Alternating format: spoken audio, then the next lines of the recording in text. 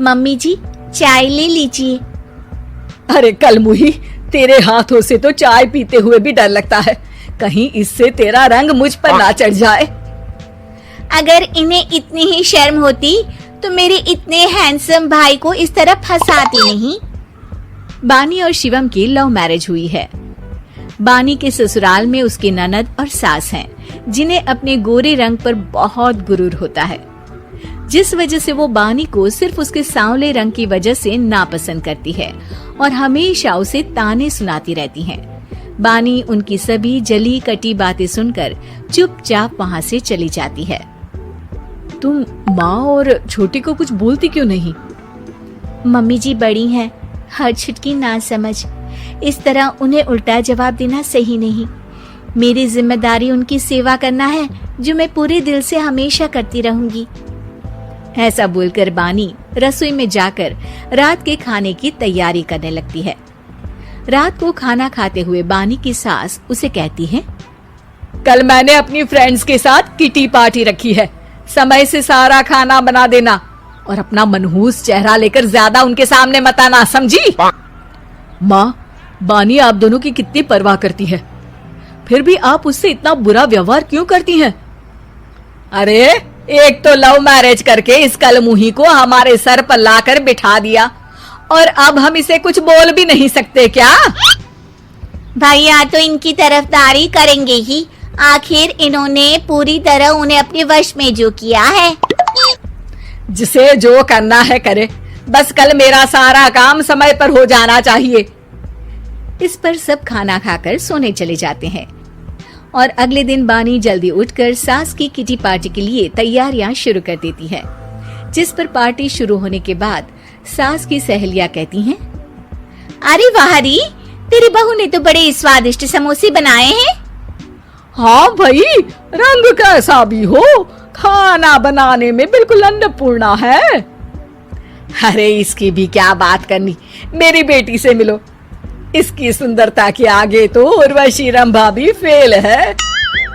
उर्वशी रंभा को तो फेल कर देगी, पर क्या अन्नपूर्णा बन पाएगी?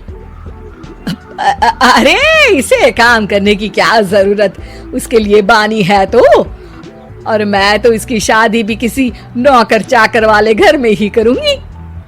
बानी वापस रसोई में चली जाती है और किटी पार्टी चलती रहती है। उसी रात को बानी की सास गुस्से में चिल्लाते हुए अपने कमरे से बाहर निकल कर आती है। हाय रे, चोरी हो गई मेरे पैसे, पक्का पक्का इस कलमुही की वजह से हुआ है ये सब।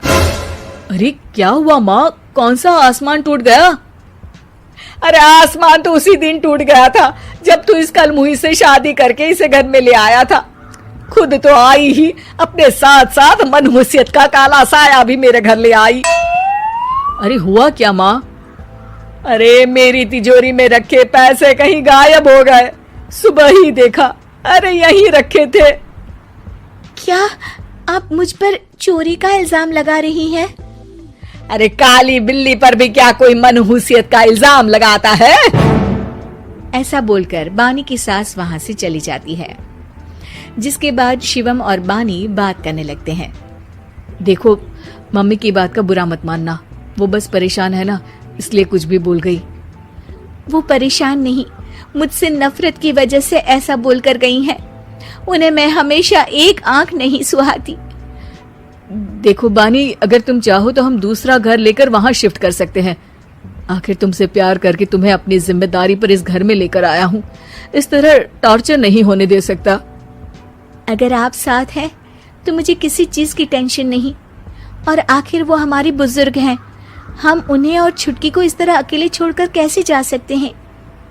इसके बाद बानी भी अपने कमरे में चली जाती है और अब हर रोज उसकी सास की तिजोरी से पैसे गायब होने लगते हैं।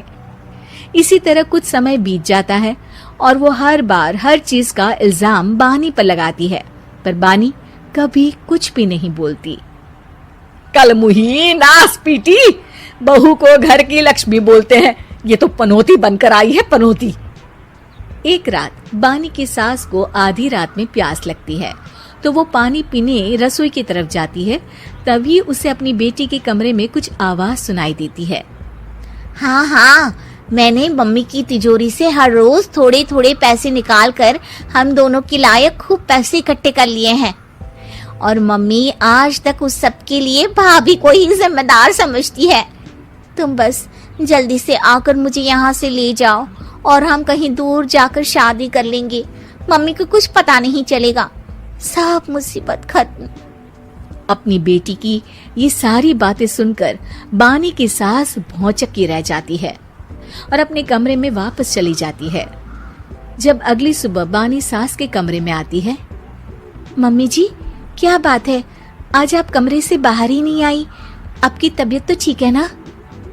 क्या छुटकी कमरे से बाहर आई या तुम उसके कमरे में गई? नहीं नहीं, क्यों, जाना है क्या?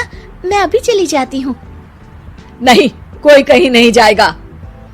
इस पर वो बानी को साथ लेकर कमरे से बाहर आती है, जहाँ शिवम भी होता है।